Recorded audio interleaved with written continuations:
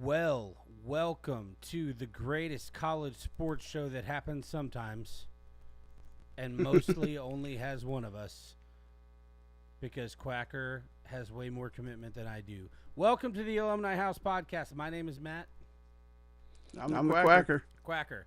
It has been quite some time since we've done a tag team podcast. I know that you have been pretty faithful or somewhat regular about keeping up with through the course of the baseball season. I am finishing little inside baseball in the next 7 days. I'm finishing one degree and starting another advanced degree in 6 weeks. So between financial aid, finishing this degree, and the World Cup, which soccer is my favorite sport. I was telling Quacker before we got on, I'm not sure I can tell you what day it is. So welcome to the party, me. So if I mess up, please forgive me. Quacker's going to try to keep the train on the track. So, all right. So this is primarily we're going to talk. I mean, not primarily. We're going to talk about college baseball tonight, but we're going to split it into two sections. First, we're going to talk about the World Series and kind of some of the surprises, some of the things we expected. What was interesting, what was bad, how we feel about Boomer Sooner, and then we will talk about the coaching carousel. By the way, interesting side note. Did you see that?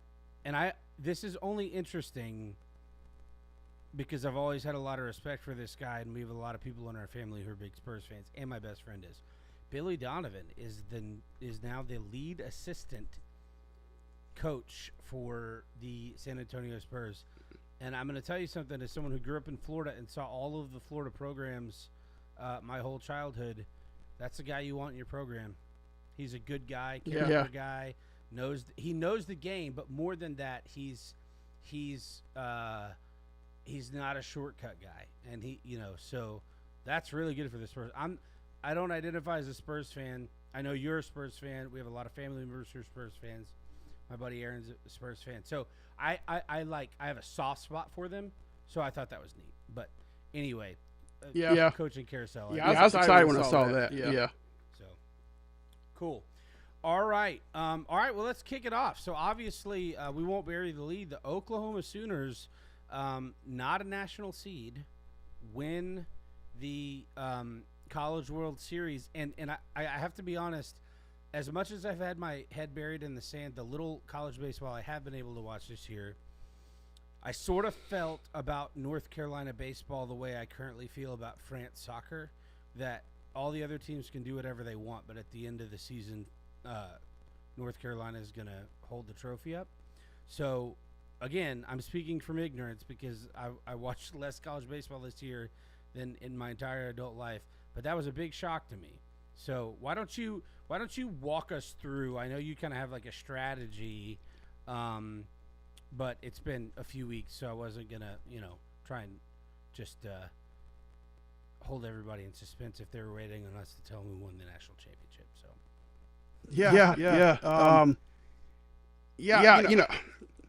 I really thought going to the tournament we were going to see. And the championship series, we will see North Carolina on one side and Georgia on the other. And we did not see that at all. Georgia won one game. They both of their losses to Oklahoma. Yeah. They bracket, then they beat them in the semifinal. They beat Georgia beat Texas in their first game. Then they lost to Oklahoma 4-3, which is a very, very good game. So Texas made it all the way through the losers bracket because weren't they a semifinalist as well? No. Georgia, they won two games. They beat Texas both times. Second game, they beat them 2-0. Oh, okay. See, I thought Texas and Oklahoma were the two semifinalists, two of the four semifinalists. But shows what I know. It was Oklahoma and Georgia on that side, and North Carolina and West Virginia on the other side. I tell you, I had not really kept up with West Virginia baseball, but their run this postseason was really cool to watch. How much do you want to sing?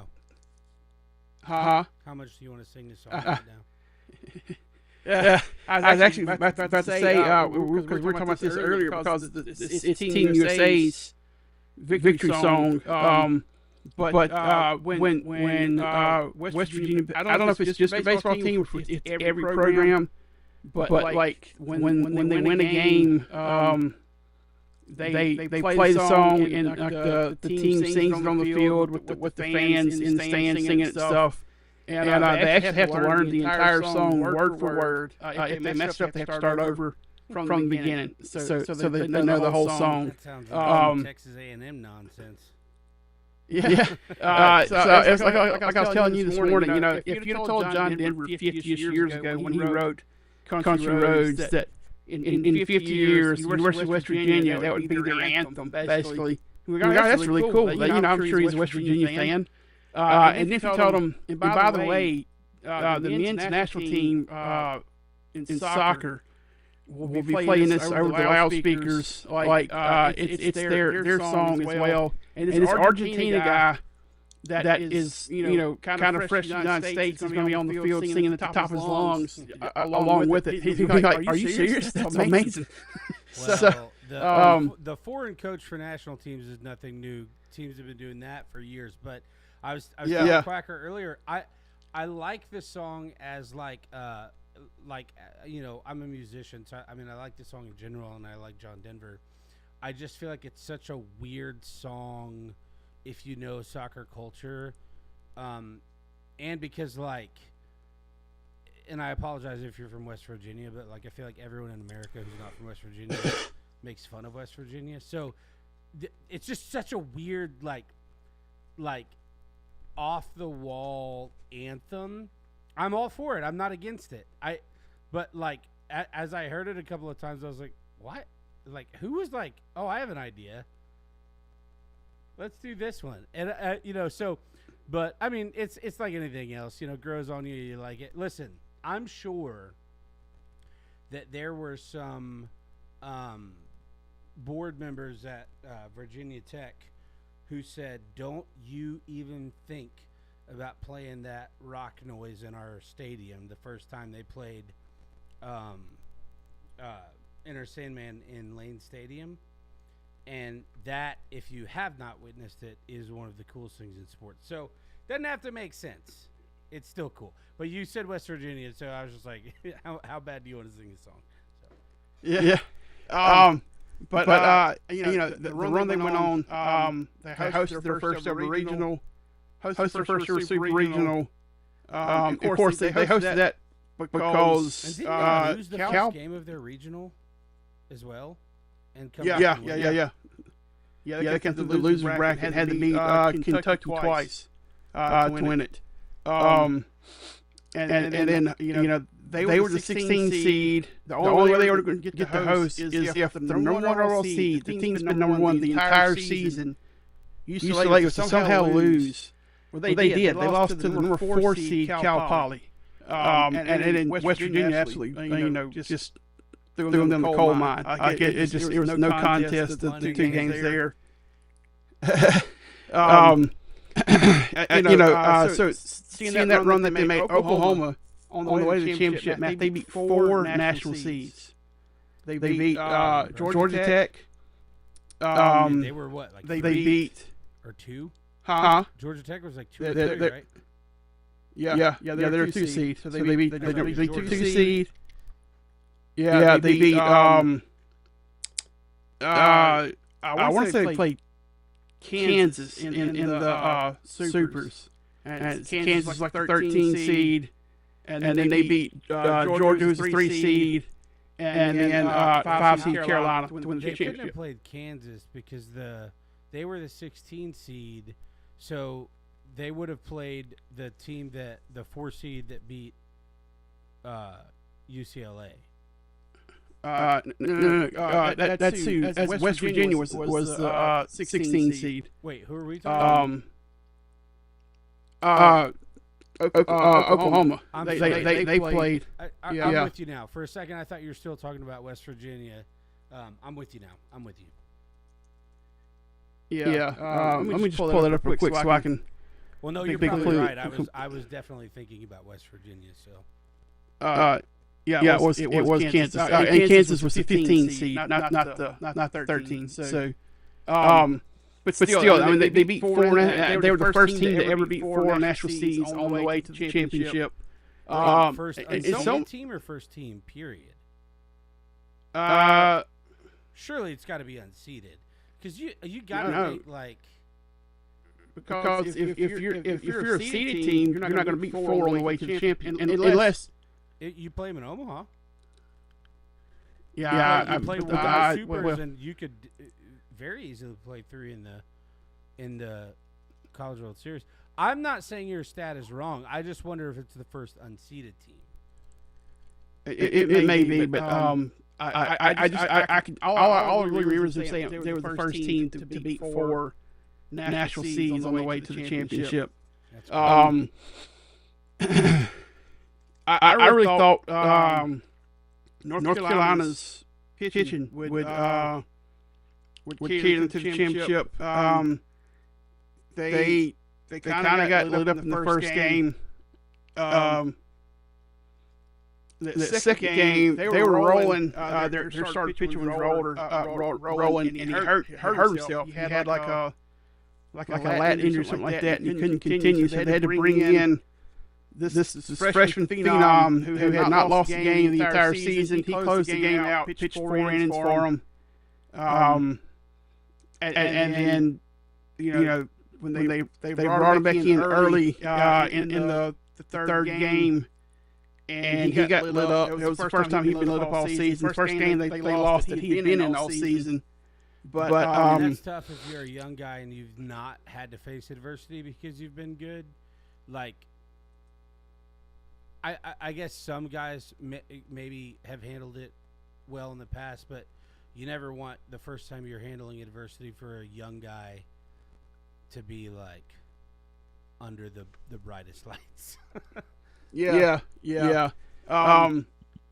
Reminds me of that pitcher that Alabama had a few years ago who was just lights out all season and got to the SEC tournament. It was the year that Alabama had the coaching scandal with the betting, and everyone counted them out because they were having a good season, and they turned it around and wound up having a pretty good postseason. They had a young freshman or sophomore pitcher who was just killer, but when they got to the SEC tournament, he just sort of folded, and you just see that. So but if you haven't had to face adversity, I mean, I get it. It's like, what do you do? I'm sure he'd faced some, but maybe not at that level. That Oklahoma.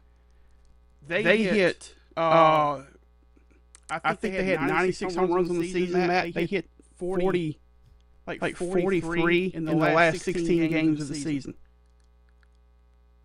96 home runs, dude. That's incredible. They hit. I mean, that's just under 2 a game. Wait, does that count postseason?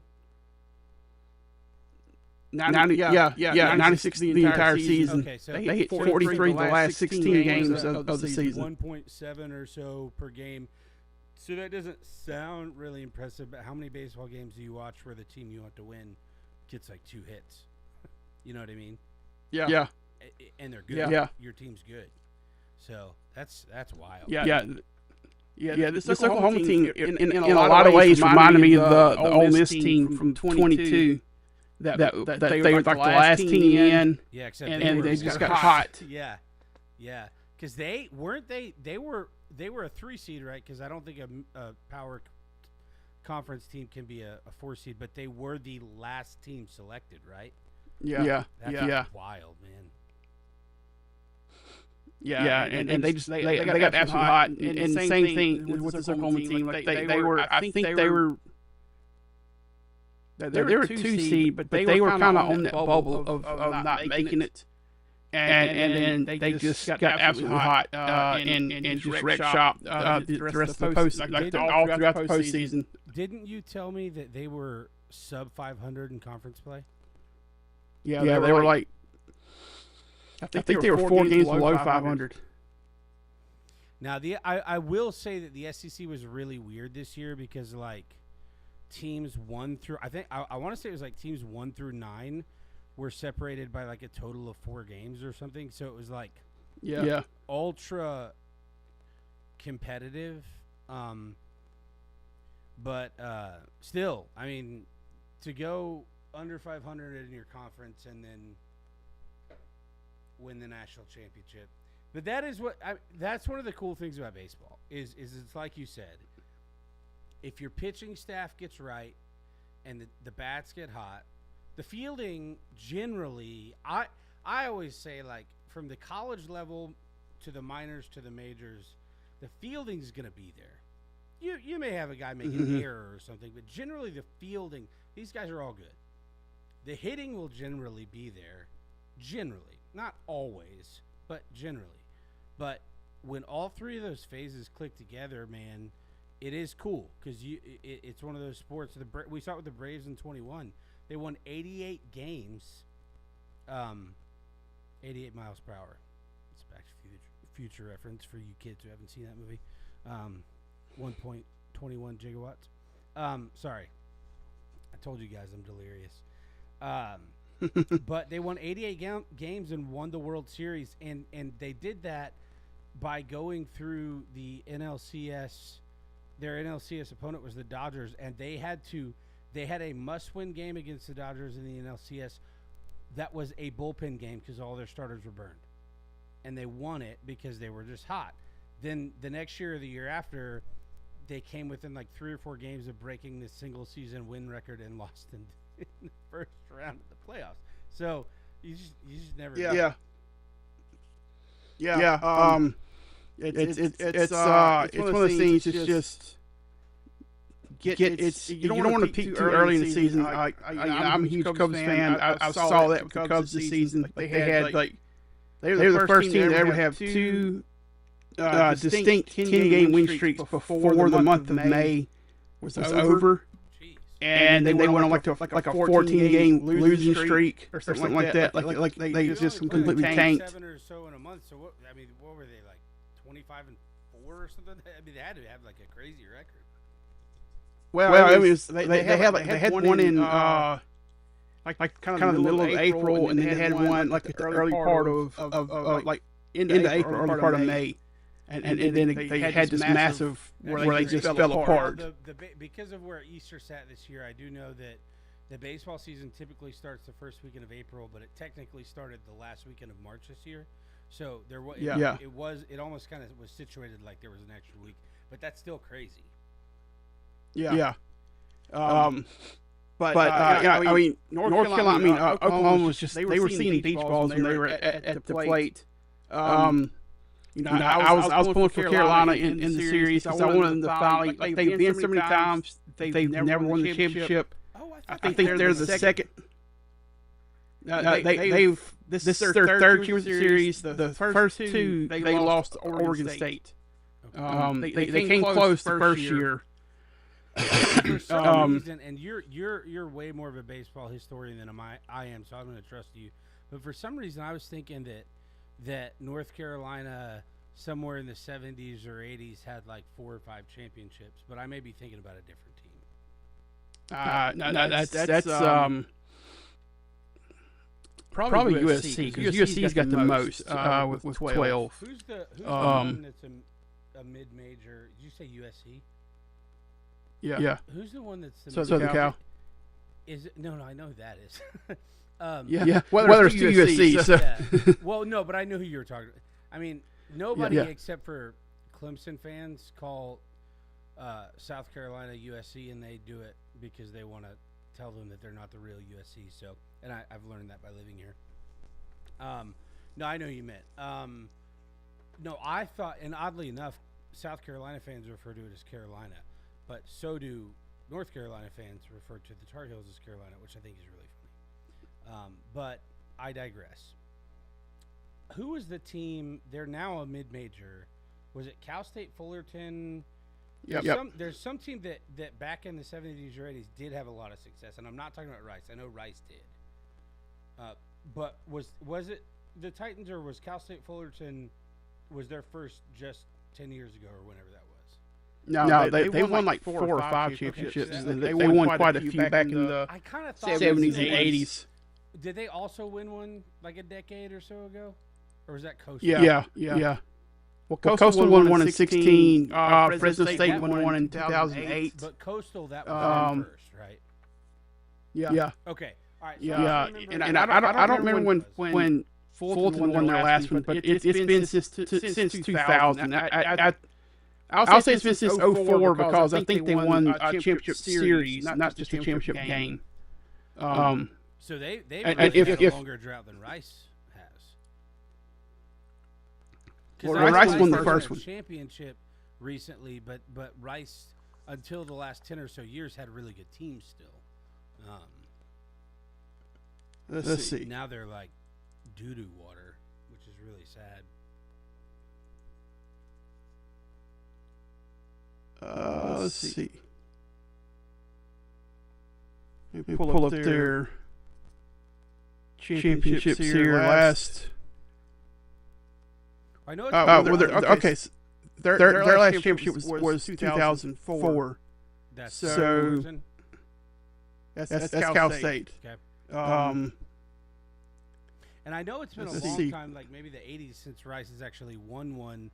But if I'm not mistaken, until probably the mid 2010s, they still had a very competitive team. They just weren't like knocking on the door like they had been in the past. Rice has only won one. They won 03, so they won the first one. And then, I didn't even realize they'd won one in this millennium. I thought they won it in the 80s. And this is why I need you, because I get all these schools mixed up. So their last Rice's last appearance was 2008, which is the year that Fresno State won it. But all of their CWS appearances has been since 1997.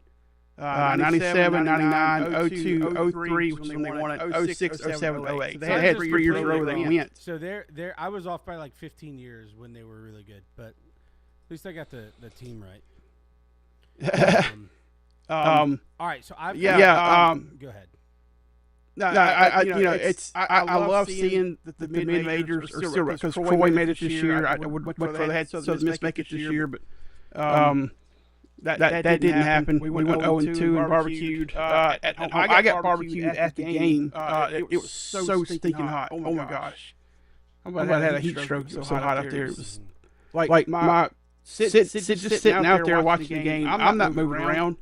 My watch is going off, saying your heart rate's 100. I was like, yeah, I'm dying out here because it's so hot. There's no water. So, it was rough, but that's the one thing about, like, we go to the college football game. It starts off hot, and by the end of the season it's cold. College baseball is the opposite. It starts off cold. By the end of the season you're dying. So, I'd rather. That's the only thing about college baseball for me is it starts off the opposite of how I would like it. But well, don't feel it starts off the opposite of how everyone would like it. Nobody, listen, nobody likes going to 11 o'clock kickoffs in the Southeast until about mid-November. I remember one time my dad and I, it was actually the last, because we went to 5 Florida-Georgia games. This was the last one we went to. In fact, the only other football game I went to with Dad before he passed was the one we went to in Lexington. But this was 2014 or 15 because we lived pretty close to Jacksonville. If you haven't ever been to the Florida-Georgia game, it's just an awesome atmosphere. Quacker and I had the opportunity to go recently. And like, even if you're not a fan of either team, it's just such a, it's like a festival. It's really, really cool. The only thing you have to deal with is if Georgia wins, there are grown women who will like bark at you and stuff. If you can tolerate that, it's really awesome. However, we went And that game is always like around like Halloween weekend or like the first weekend in November. And it's normally it's not like blazing, right? But it's because Jacksonville's a coastal city, but it's normally in the mid 70s, and if there's a breeze, it's comfortable. But I remember we went this particular year, and I want to say it was whatever year that it was Will Muschamp's last year, but Florida put up like 350 yards on the ground. And Florida was not good that year. It was a crazy game, but it was freezing. It was freezing. Like everybody in the stadium was like not prepared for it because there was a really strong breeze off the water, and it was like in the 40s. And look, if you live above the Mason-Dixon, I don't want to hear your nonsense about, oh, it was in the 40s, blah, blah. You go stand by a sea breeze. Talk to anybody who lives on the Gulf Coast. You go stand by a sea breeze with a strong wind off the water when it's 40 degrees. That will make your bones freeze. Yeah. So I don't want to hear it. But I said that to say you're right. Football doesn't start the way we want it. And for all the teams in our region, it basically is never the way we want it until the very end of the season. Then we're sad because the season's over. Yeah. So I brought some receipts. I've derailed all of this. So after I do this, I'm going to hand it back over to you so you can wrap up, because I know we need to have we need to wrap up the episode pretty quick. But so you can wrap up your analysis of the College World Series. But the last episode you and I did together was just ahead of regional weekend. Okay? I don't know if you have yours, but I'm going to tell you who I had winning the 16 regionals. I had UCLA, who lost. Georgia Tech, they also lost, correct? Yep. West Virginia won. I had them. Arkansas, did they win? No. So they didn't win. USM lost. FSU lost, right? Yep. Florida lost. Oregon State. I have OSU, so I don't know if that's Ohio State, Oregon State, Oklahoma State. That's Oregon State. Okay. Did they Yeah, win? Oregon State. They lost. No, they lost. Okay. Tennessee. Lost. Texas won. A&M. Mm-hmm. Lost. Oregon. They lost, didn't they?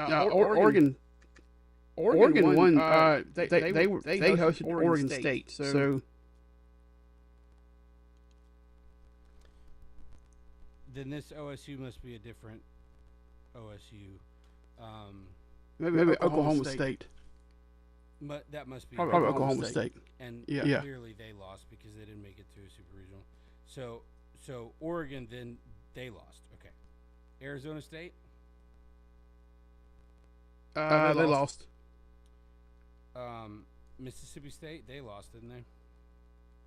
No, they won because they played. They played Georgia in the Supers. And Auburn and Georgia both won, right? Yeah. Okay. So out of the 16 regionals, I got 1, 2, 3, 4, 5, 6, 7, 8, 9, 10, 11. So I went 5 and 11 in the regionals. How'd you do? Let's see. Now, I will say that even though I've freely admitted that I haven't watched a lot of college baseball this year, I don't know anybody, even my diehard college baseball friends, who did good this year because the regionals were wacky. But 5 and 11. Let's see. This pen sucks. It's out of ink. Well, if it's out of ink, don't blame the pen. I like the pen itself, but I can't get refills for that pen. That's the style pen anymore. So sounds like me when G2 stopped making the G2 minis. I was really mad, so I just used all the ones I had until they were bone dry. this is a Sharpie pen. and it's like a metal case, and it's supposed to like have all these refills and stuff that you can do for it. And this is the only they quit making this. This is the only pin I ever use. Now I use any color, but it has to be a G2 1.0. I have a friend who uses the .3 or whatever, and it's like a mechanical pencil basically. I don't understand it. 1, 2, 3, 4, 5, 6, 7. I only had 7 that I got right. So you did better. But I picked a couple. I picked a couple upsets that because I picked UC Santa Barbara to beat Texas, and that did not work out. Santa Barbara, their pitching staff was one of the best in the country this year, and they didn't live up to it. You know what, Santa Barbara? I don't think he. Go ahead. Neither one of us saw USM lose, especially going 0-2. No. No. In fact, that super regional matchup, I think you and I both had Florida and USM going through, and really, like, it was interesting. USM didn't really look good from the beginning. Florida looked really good until they played Troy, and Troy just their bats got. It wasn't even their pitching. Their pitching was what I felt was good, not great. Troy, I mean, but their bats were just stupid. They were hitting everything, man. Yeah. So that super regional matchup was, I think, a big surprise for both of us. Nobody saw UCLA losing. Or Georgia Tech. Especially to a 4 seed. Now is that the first time that's ever happened? A 4 seed beating the overall number 1? I don't know if it's the first. It's the first time in a while it's happened. Okay. I'd be interested to know that. All right. So I was just curious because I while we were talking about it, I was like, oh, we did that, so let's track it. All right. So I apologize for derailing it. Go ahead, and I'm going to turn it back over to you. Finish your analysis. I'm going to go refill my water. I'll be right back. We really the analysis part pretty much over because I mean you had Ole Miss go 0-2. That was surprising. Texas won one game. That was kind of shocking. The fun to me the fun part was seeing West Virginia, North Carolina play. That was a fun couple games that they played against each other. And then the way Oklahoma beat Georgia, and one of the better storylines of this college World Series was you had the two brothers. One played for Oklahoma, one played for Georgia, and the brother that played for Oklahoma, he'd only hit 3 home runs on the season. He's good in the field. His plate has been kind of just not great. He was over in the World Series until like the final game, I think. His brother played for Georgia, hit a home run in his last at bat in college. That moment has been shown over and over and over again. He hit it off because no. His brother was playing second or shortstop, but he was on the field when he hit it, and like the moment just where like he's watching, he's got a huge smile on his face for his brother. They got to celebrate together when he's running on bases and stuff. And then in the championship game, game 3, the kid from Oklahoma hit a home run. It was like his first one in a while. I think the only hits he had in the entire College World Series was in that final game, and every one of them led to an RBI, including the home run. I think he hit like a 3-run home run. So very cool storyline there. It's rare to have two kids playing college baseball at the same time. Even more rare for them to be playing on separate teams like that. Very cool storyline. Didn't turn out the way I wanted it to, just because I wanted to see Carolina finally get that off their back. There's only one more team that has more trips without a College World Series championship, and I'm sure you know who that is. Oh yes, Florida State. Yeah. So I don't know if Florida State's got 24 trips without a championship, and like 27. That's still a lot. Yeah. One of the cool things this year, Texas made it. There's been 79 College World Series. Texas has been to 39.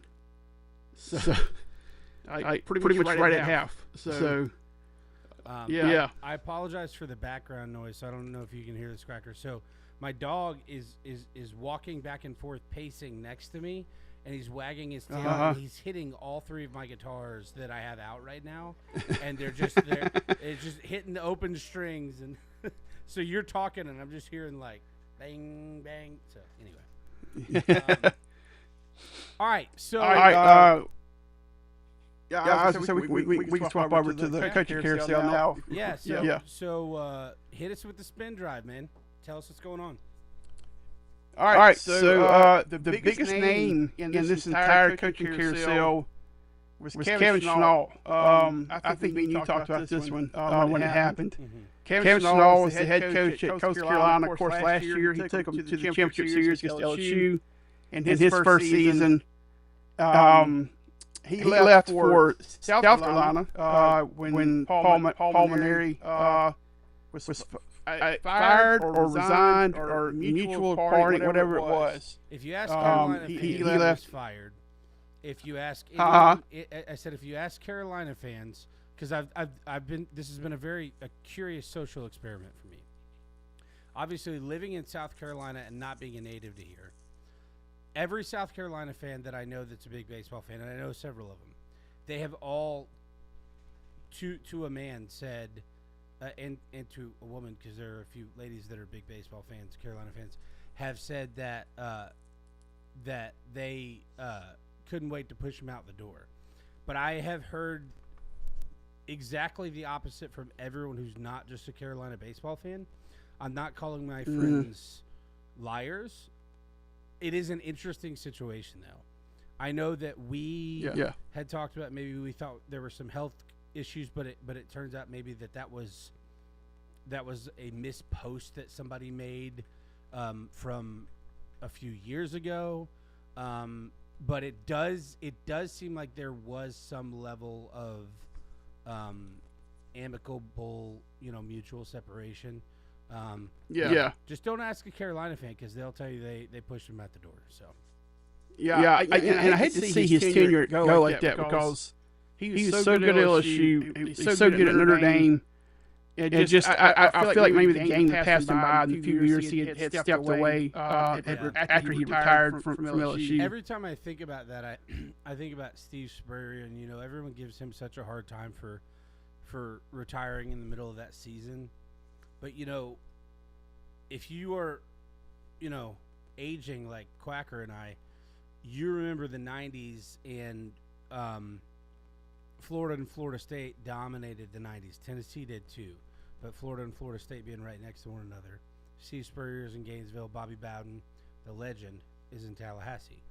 And for those of you who don't know, I think he got there in '79 or something like that from some obscure school. It wasn't Duke, because that's where Spurrier was, but it doesn't matter. He got there in '79, and they literally Bob Bowden. He was West Virginia. West Virginia. I wanted to say that, but I was like, no, I'm just thinking that because we were talking about it earlier.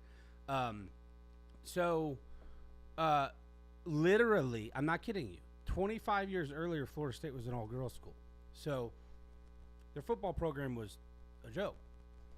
And Bobby Bowden made them what they are today. And I have always thought that Steve Spurrier saw what happened to Bobby Bowden, because the game started to pass him by, but I also think Florida State sort of stopped supporting him in the way that he needed towards the end. And he's one of the greatest coaches of all time, and his absolutely legendary career ended with a fizzle, not with a bang. And so I often think back to Spurrier, who I'm sure, they had a lot of banter, but I bet they respected each other, the heck out of each other professionally. And I think Steve Spurrier saw the writing on the wall, saw the game was finally starting to pass him by, and said, I'm not going to do this. I'm not going to go out like this. But the reason I brought up Spurrier is because Spurrier is the only real example I can think of, short of maybe Urban Meyer, but that's a little bit of a different comp because Jay Wright, he's a good example because he still could have done it. Urban Meyer's a little different because I think Urban Meyer left because it was too stressful for him because he was still he was still winning titles left and right. I mean, he wasn't being passed by. So, but yeah, I mean, you definitely hate to see that. But here's the cool thing. This is the same thing with Lou Holtz, right? Because he had some success at South Carolina because he took basically a winless team and got them ranked in a couple of years. Nobody can take away what Lou Holtz did at Notre Dame. Nobody can take away what McNair did at Notre Dame or LSU. Nobody can ever take away what Bobby Bowden did at Florida State, right? So it is sad. It's definitely sad, and we don't like to see that. But those banners are still up there because of those guys. You know what I mean? So Yep. All right. So with Kevin Snow out, this is a name Matt you'll be familiar with. Coach Carolina, they brought in Chris Lemonis. For those who don't know, Chris Lemonis was the head coach at Mississippi State when they won their only national championship in school history. So he kind of after that they weren't as successful. Snall was only there for 2 years. Had a 746 winning percentage, so that's not bad at all. Eastern Michigan, they fired. I guess he wasn't fired; he's interim. But Trevor Bierman, he was there for 1 year, had a 358 win percentage. Mike Ott is the new coach there. Florida International, one of the schools that we cover. Rich Witten, he was fired 4 years, a 437 win percentage. Pedro Griffel. I have no idea where this guy's from. He's the new head coach.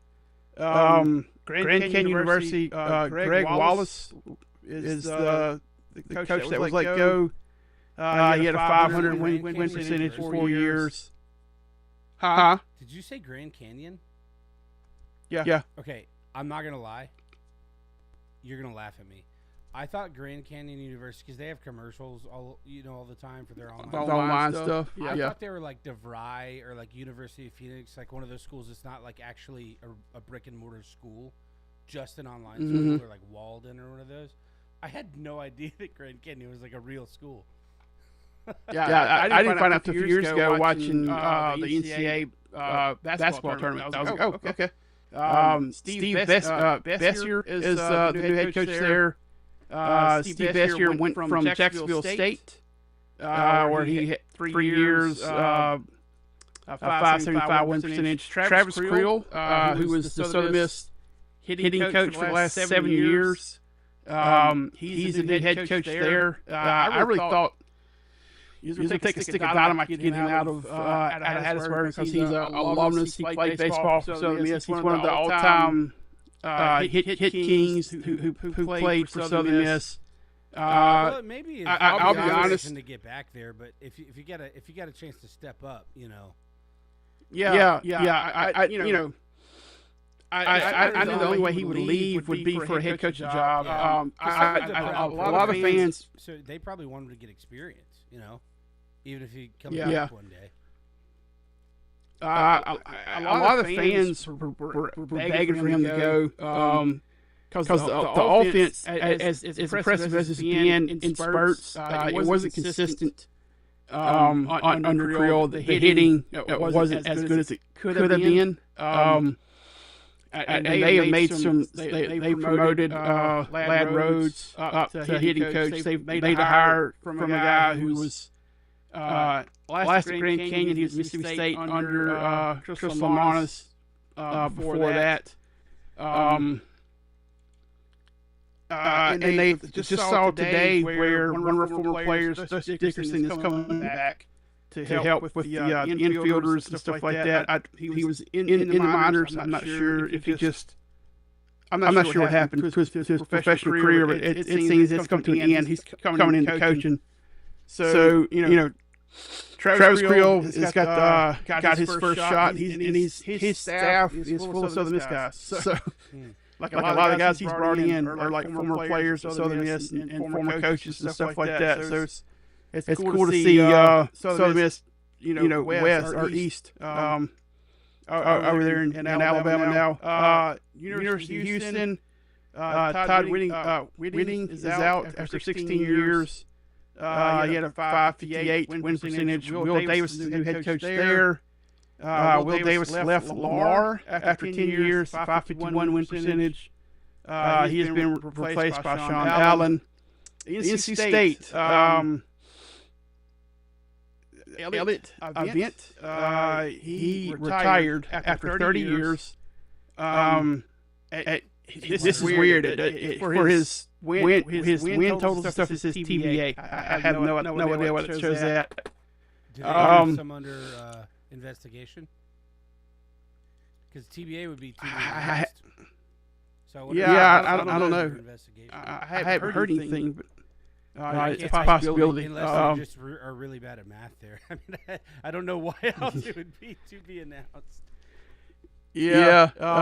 Or Chris Hart is that because he was there so long that they didn't have solid records or because the thing is, like, you think 30 years ago, oh yeah, in the 90s they're definitely, well, the thing is, like, they're like each school keeps independent records, conference keep records, but before computers were an everyday thing, like, I mean, records got lost sometimes. Like, it happened, Yeah. It's not like today where everything's on ESPN plus alternate, like so it's the only thing I can think of.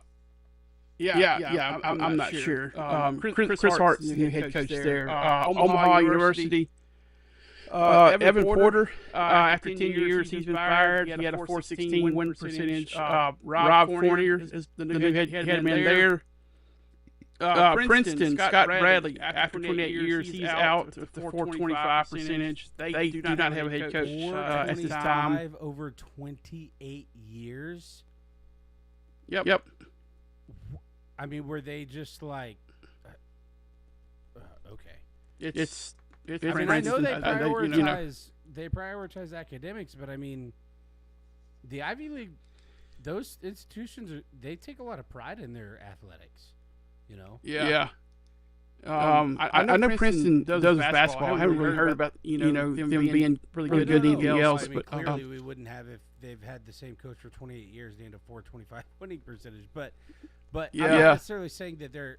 I'm just saying all of the, like, you remember that story from the Yale guy who graduated from Yale, and it was a big deal when they beat Auburn a couple of years ago because they caught him on camera wearing his Letterman jacket or his like Yale jacket that all the students get.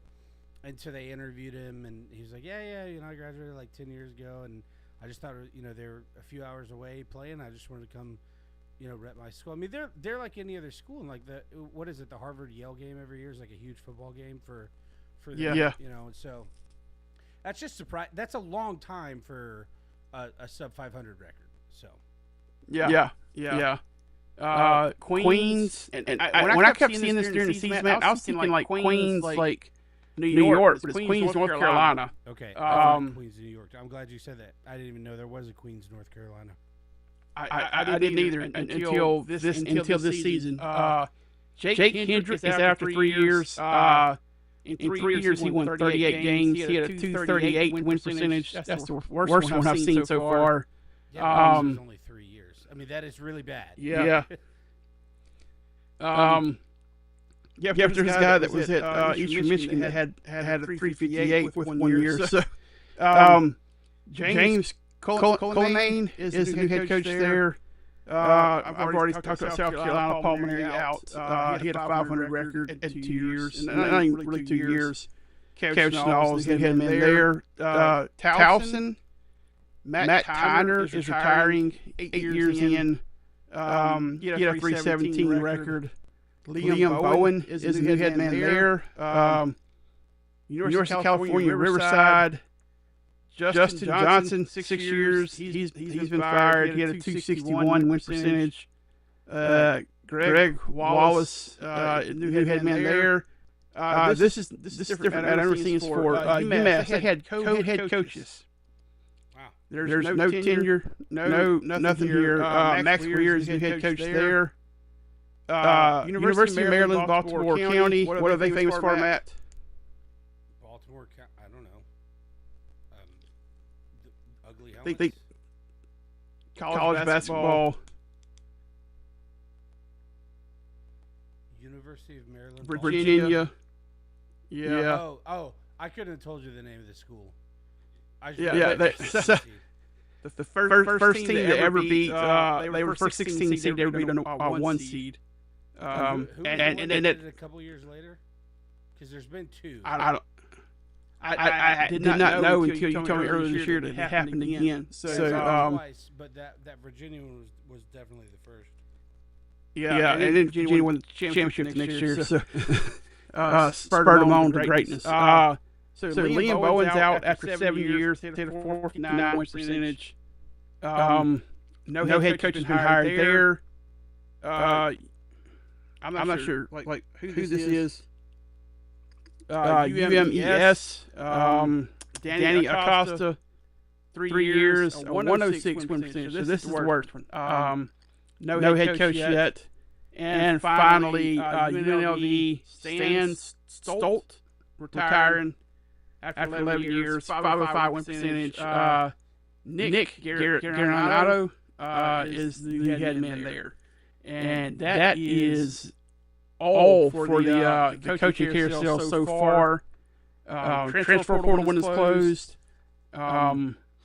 So I mean, you still have people in the portal that can be pulled out, but so another year in the books, Matt. Another year in the books, and here's the good news: today is the now the 3rd day because it is midnight for you. It's after 1 for me, but it's July 3rd, and that means we are now under 2 months until college football. So, 2 quick things as we wrap up real quick. UMBC, as Quacker said, was the first to do it, and they did it in 2018. They beat number 1 Virginia. Number 1 overall, by the way. Both of these teams that lost were number 1 overall, which is really interesting. Defeated number 1 overall Virginia 74-54. I'd forgotten that it wasn't even close.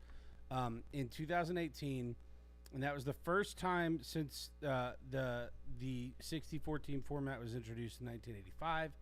And then Fairleigh Dickinson defeated number 1 Purdue, who had Zach Edey. Remember Zach Edey? Mm-hmm. And they beat them 63-58, also number 1 overall in 2023. So these are the only 2 instances out of 160 matchups. So 16 seeds are 2 and 158 all time. And you will never see a 16 seed beat a 1 seed in women's basketball because 4 seeds rarely beat 1 seeds in women's basketball.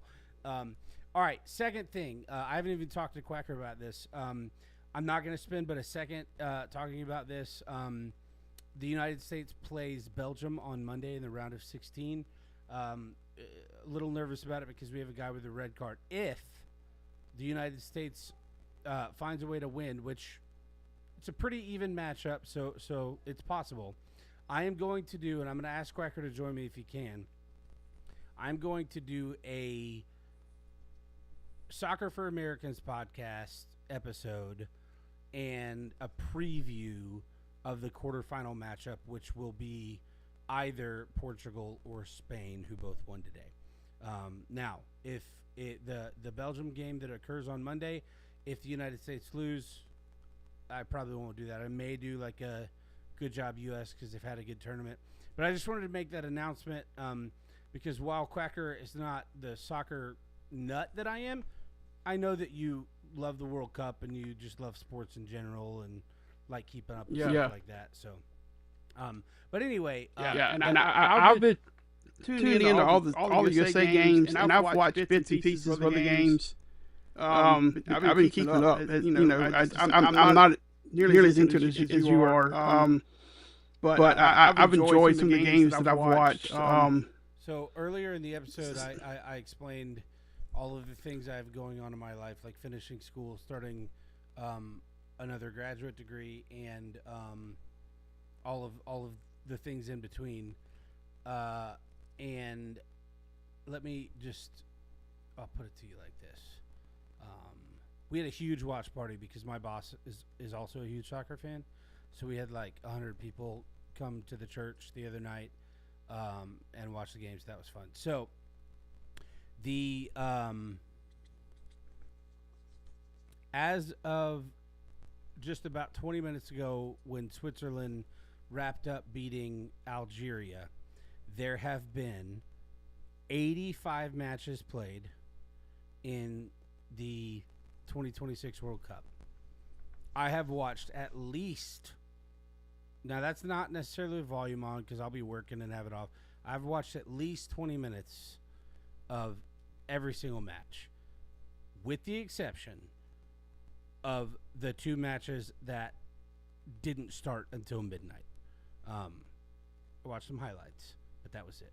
So yeah, so I'm more into club soccer, so like the English Premier League and stuff. But you got to root for the U.S. and I love this as an opportunity to try and indoctrinate U.S. fans who are interested in learning more about the sport. I'm not talking about you. I know you have a pretty good working knowledge of it, just in general. But I mean, it's just such a great time of year. But that's not what this episode is about.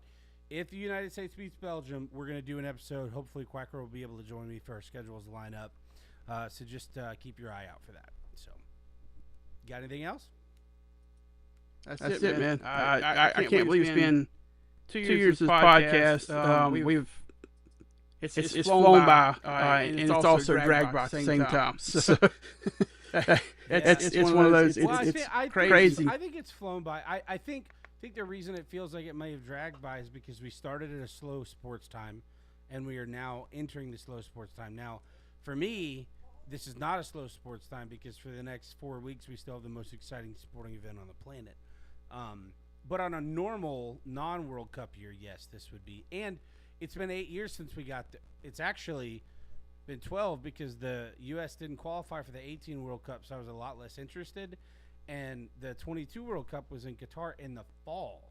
I love that it was in Qatar. It sucked that it was in the fall. So, late fall. So, this is actually the first time in 12 years that I've been able to have this, like, nice, like, appetizer to tide me over to get through basically after the All-Star break, it's brutal, man. Because you got SEC Media Days, and then it's talking season for 5 weeks. And then the first game gets played, and everybody's like, I didn't expect that. And, then we're off and running. So, right. All right. Well, hey, I appreciate you as the co-host of this show, keeping the ship afloat, as it were, through baseball season. I've been pretty MIA, but I know that's appreciated for the those who like to tune in and listen. And quite honestly, you were the right man for the job because, as you like to say, college baseball season is Christmas for you. So, but I know it's still a lot of work, so I appreciate you keeping us afloat through that time, and I wanted to give you some recognition to our listeners. All right, with that, you guys have a great time. Listen, the game is at 8 o'clock Eastern on Monday night. 250 years of America. Be a real patriot and watch the game. Love you guys. Y'all have a great night.